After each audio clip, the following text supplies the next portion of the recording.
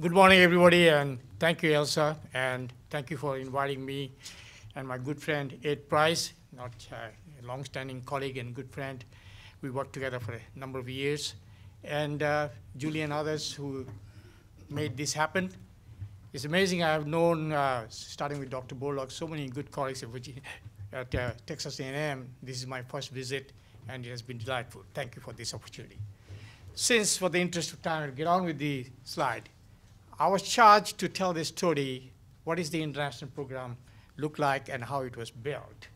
So, theme is a focus on global food security. That's my background. We're not limited to that. I have been involved in Virginia Tech in all aspects of land-grant mission.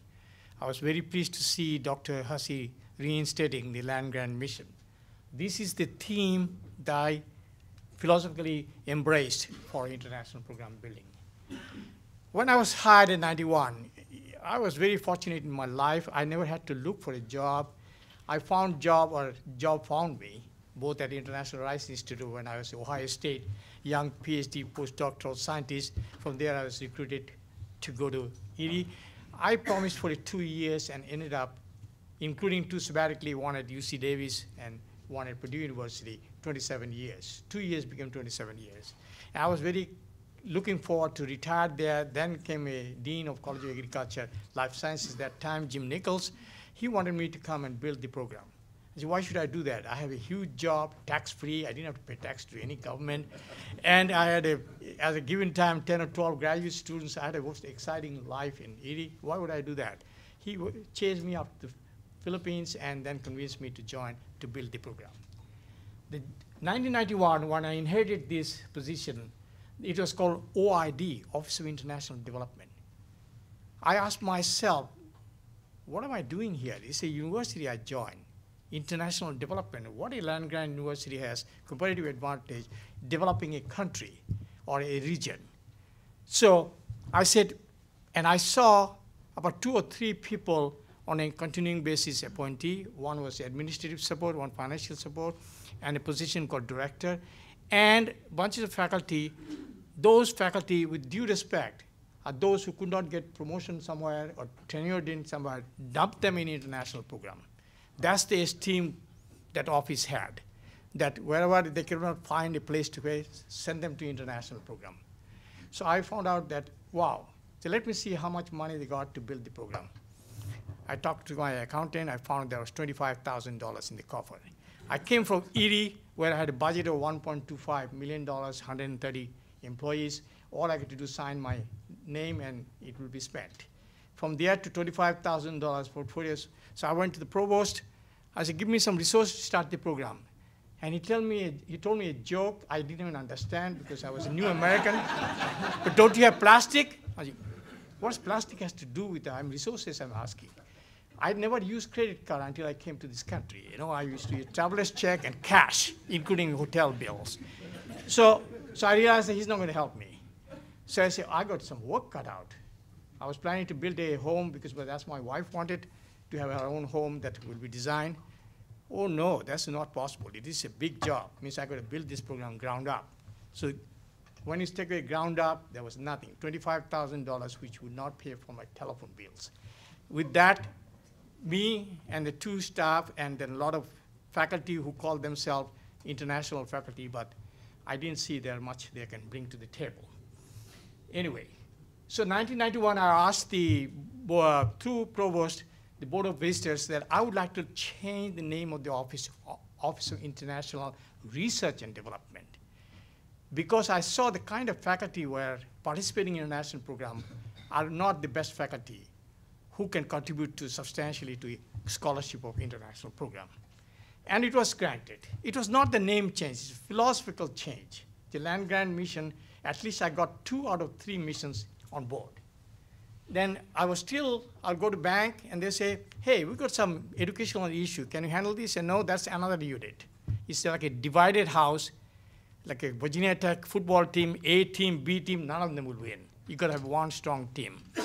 So 2002, education piece was added to my administration. I was associate dean that time at College of Agriculture. Provost said, he yanked me out. You can't stay in the college and serve the whole university. We want you to serve the whole university. So they changed my title. After 10 years of associate deanship, I became the associate provost that time, and then changed to associate vice president. But one thing I will never give up, where my base is, Office of International Research, Education, and Development. By that, I added all 3 missions so I can project Virginia Tech internationally and serve all 3 units. The first thing I did when I became associate vice president is I was charged to develop an international strategic plan. It took me 1 year. It had a 24-member committee, and that was the hardest assignment I ever performed, because each issue, 24 members had 48 opinions. So it took me, instead of herding cats, it's even worse than that, believe me. But we got it done after 1 year. It was approved by the administration and then by the Board of Visitors. I'll leave behind the strategy plan with Ed this afternoon. You're welcome to review that. That was the roadmap we developed to build our international program. So it's a year-long process, 24 individuals from all corners of the university, final document approved by the Board of Visitors. It was to be servicing 2004 to 2011, which is end of this year. There should be new strategic plan coming on board. That will not be my charge. Okay, first thing, we had a center in Europe, Center for European Studies in Architecture. Great. President is an architect. You know, he was the youngest dean of the College of Architecture, and he established that in Villa San Vitale, in Italian part of Switzerland. I said, that's great, but the world has changed. Whole world is now a global village. We live in a global village. We could have center in all regions of the world. When I first proposed, one esteemed colleague, he said, why do we have to have a center anywhere else? Most of us came from Europe, and we have a center in Europe. We don't need any more centers. When I'm angry, I don't speak. I was dumbfounded by this comment. So when I became a chair of this international strategic plan, that's the first thing I put, that we should have a global presence in all continents, or especially developing regions of the world, not just Europe.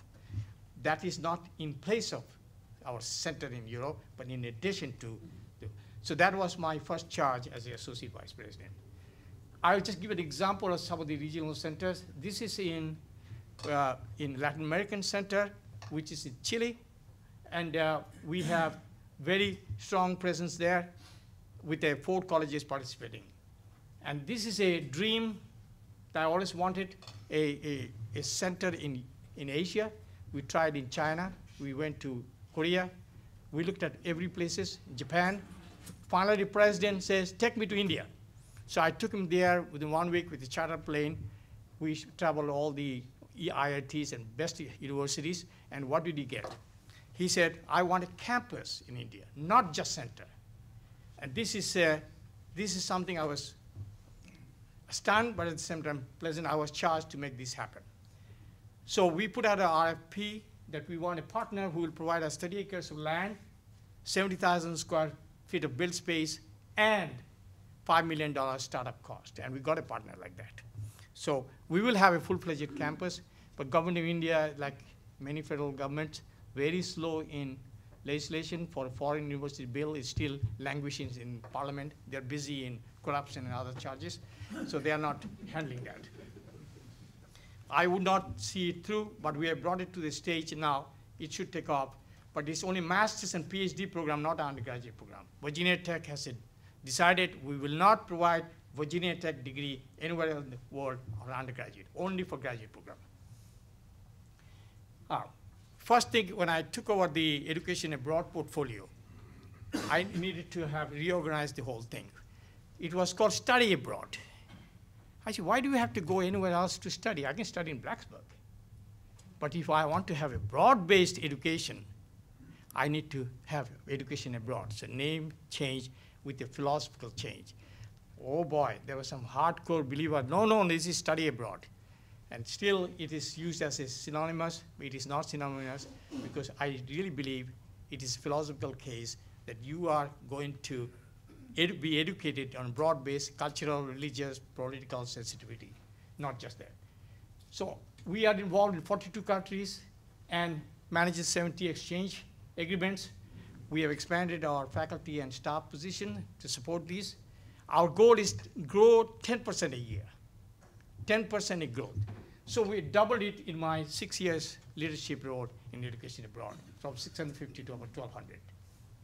We go through several avenues to recruit education abroad program. Our biggest program is collaborative research, education, and development, which is funded by donor funded. And as Dean Hussey said, we don't expect to use, or someone said, we do not expect to use state dollars to do international education. There will be some core initial funding, like my salary is paid by the Commonwealth of Virginia. But basically, international program will be self-supporting. And you know, to get $25,000 in the copper, you don't go too far with that. So you've got to build your resources. So from 3 members, now I have 28 faculty and staff fully operational under one unit, which is Office of International Research, Education, and Development. This is what I built, from 3 people to 28. They are multilingual. They have complementary technical expertise. They have regional expertise, not one of a lot of them and none of others. They have regional experiences and their technical expertise as well. Here are our priority: global food security, top. This is what not only donors want, world want. Green revolution has done a great thing, but the problem is far more serious. Environmental sustainability and natural resource management and global climate change. These are very important issues. High-tech sciences to solve global problem. Gender equity. This is something I consider as my little legacy. The gender work is not to be done in place of playing Saturday afternoon playing golf, or you do gender equity work. It is to be integral part of everything we do. This is I institutionalized, and had requested for a full-time position on program director for gender equity. I was told crazy, no. She has to teach and do it. I said, no. She has to be full-time for servicing our project. Everything we do has gender equity, not standalone, but integral part of the program. To me, that's one of our secret of success, that this is what even the donors want it, but this is my own passion. Here are some of the examples. I could go a long list, a laundry list, but something which is over $1 million initial project that we have gained. Pest and pesticide management in Ukraine, $2.2 million. Locust project in Africa, $2 million. And Sundram Chris, $27 million. And education and research in agriculture in Senegal, $28 million. And $1.47 million in Southern Sudan. Our flagship project, this change, I see my good fortune, IPM Chris. I tried to join 2 big consortia, don't want to name them, don't want to embarrass anybody. And when I phoned them, they said, Virginia Tech, what do you have bring to the table? We never heard your name in the IPM and so on. Well, one mistake they made. I think they should have me as a friend rather than the other side. And that was a mistake they made. So I consider myself little David at all the Goliaths competing. And when I called my faculty, they said, oh my gosh, this guy not only looks different, he's crazy. He is going to compete with all these 2 giants. I said, would you help me? I said, what do you mean help? I said, well, I'm not entomology, plant pathology, weed science all at the same time. I would need a faculty help to write the proposal. And we got busy. In 28 days, I slept 2 hours a night. And one good fortune me and Ed have, you have huge resources, that we have CG experience. So all the center directors, either my friend or colleagues or acquaintances, and all the missions I knew, all they are, so I lined them up. The people who did not join the 2 consortia, they joined me because they couldn't find anybody to join. And we built a very strong, and we wrote a great proposal. What were the ingredients of the success? My humble opinion, first thing I found out, other consortia were not going to include Africa. I said, it's a global project. I don't know any globe minus Africa. I got to have that. Second thing I did, they had the philosophy, is a technical thing of IPM will win the project. I say, no. It has to be technical and socio-economic in the same equal footing. And I made the chief writer, is George Norton, who's an agriculture economist. You coordinate the overall writing of the proposal. So we put that. Third thing is gender equity as integral part of the whole thing. Fourth is private sector involvement and NGO involvement. So we had a good set of formula. So every project proposal we write, first thing I ask, what is that Virginia Tech proposal will look like? What is the soul of this proposal? Which will stand out? Because we will be competing with the best of the best. Unless it stand out and we say how we're going to reach that goal, if you cannot answer that question, so we will argue. Sometimes we look at fish market in developing countries, you know, when my colleagues argue what should be the soul. But I am the final referee. I have to make the final judgment what goes on in that proposal. So this is a IPM. You can see that contribute to global food security, income enhancement, and gender equity, works to develop approaches to agriculture that minimize crop losses, increase farmer income, and reduce pesticide use. We are operating in 20 countries, funded by USAID. Educational capabilities. As you say, we are university. We are not a consulting firm. We are not a beltway bandit. Everything we do has to have scholarship. That is the main theme I convince our provost. First, he used to think that, oh, SK means bringing dollars. I finally requested, Mr. President, Mr. Provost, Mr. Vice President, you need to listen to me for 1 hour. Find a common time, and I made them listen to me for 1 hour. Change the whole thing. That they finally realized that this is a program which is serving land grant mission with scholarship. We have projects, global theme and regional projects, 11 projects, works with scientists, farmers, and stakeholders in countries where we have projects. This shows the kind of projects and kind of impact.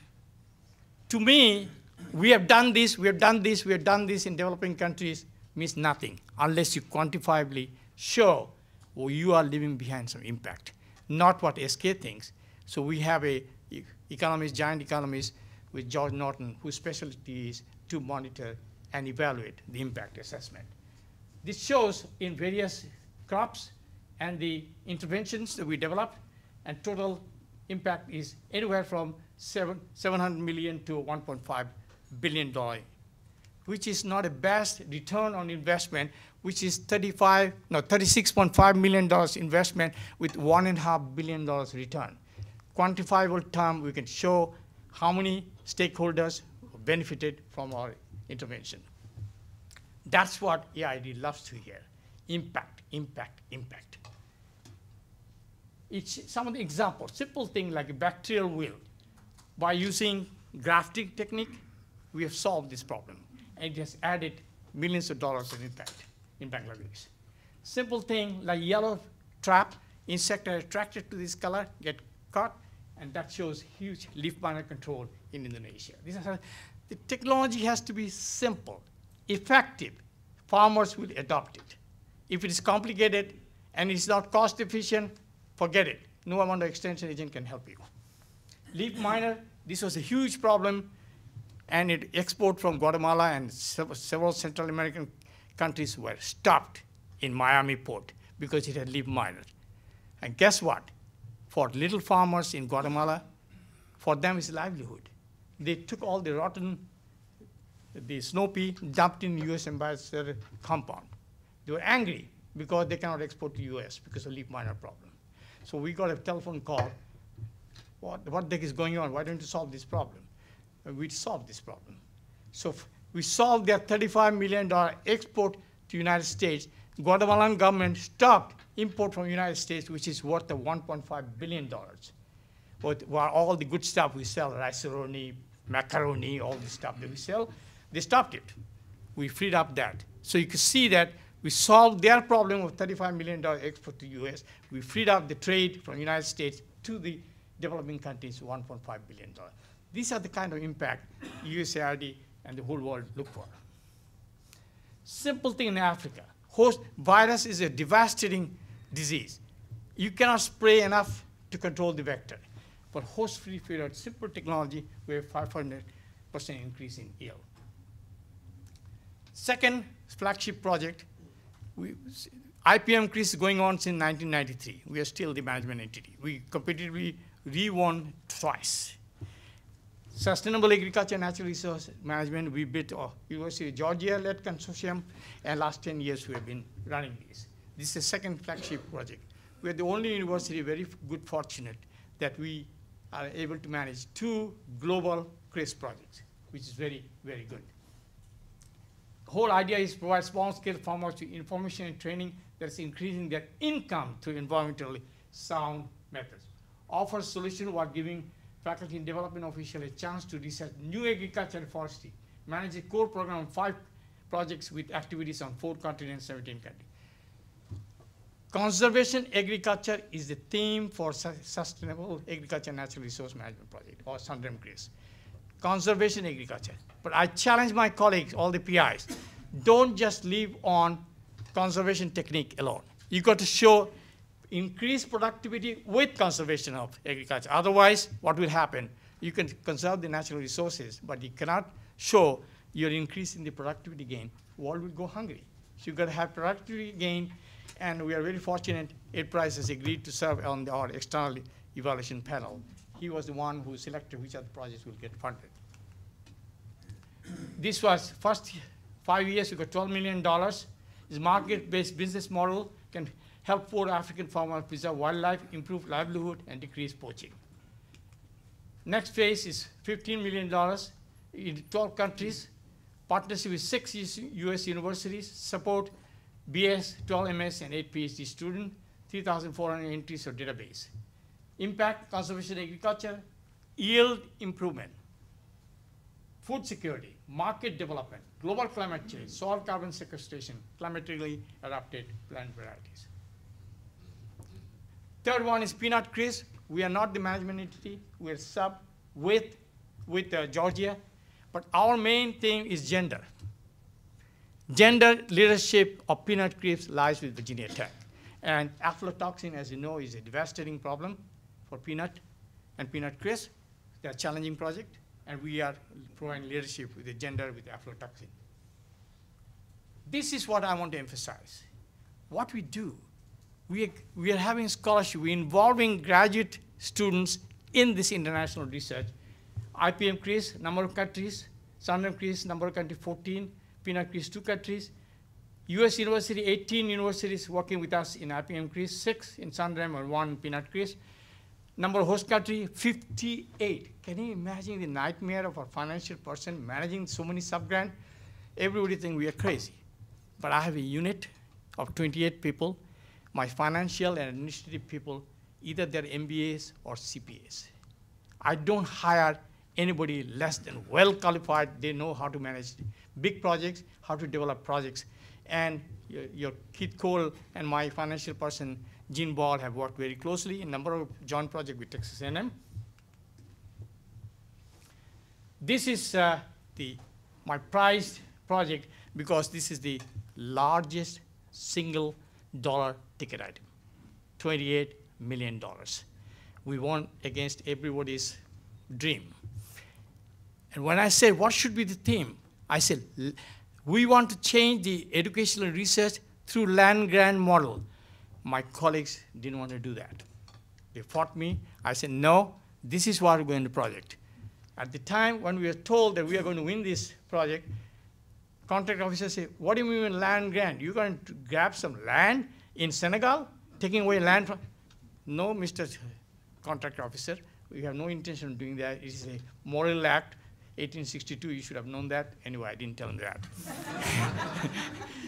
Anyway, this is the theme I have pushed internationally, use land grant model. That is $28 million. We just inaugurated that. Then Southern Sudan is a war-torn country, one of the most conflict country in the world, and we are in the ground floor of this. We have a project of 1.4, but we have a promise. After 2 years, our budget will be $10 million.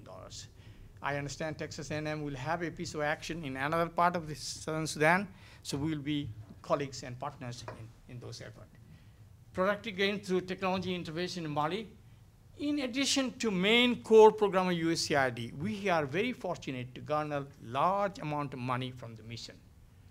We are knowledgeable about what the mission wants. They understand their strategic plan, their priority, and have constant visit. We never go and say, give me money. He said, how can we help? To your priority program. We show what we can do and never say, give me money. You're not supposed to do that anyway, going on one project and asking for more money for another project. There's no. Senegal is a long-standing. I want to tell you about not just Senegal, Africa.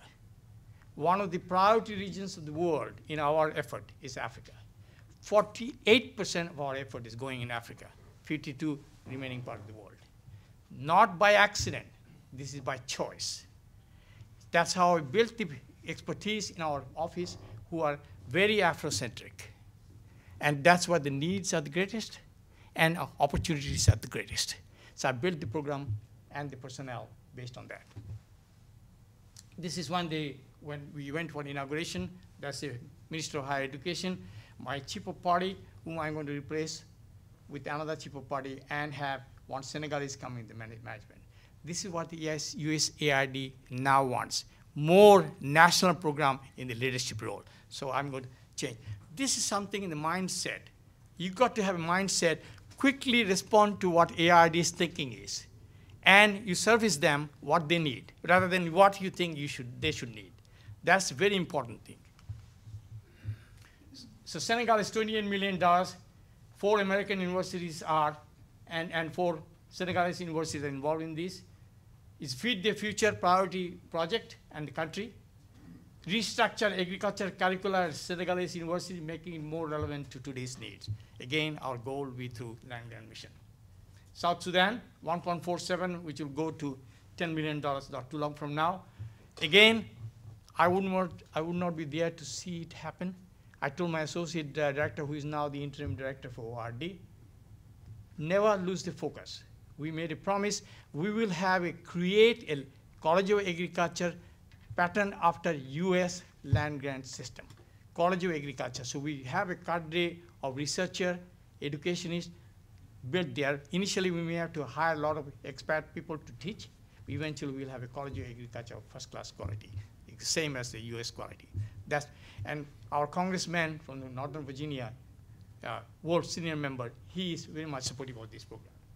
Ethiopia is a totally food insecure country, and that's how we have a huge project. Haiti, backyard. I know my time is up. I get carried away what I want to talk. It's a great story to share. I cannot say enough about gender. Maria Elisa Christie is I cannot hold on to program director. They get trained, they make a good name in my office, and then somebody hired them off. So I get constant turnover. Program director is a high demand field.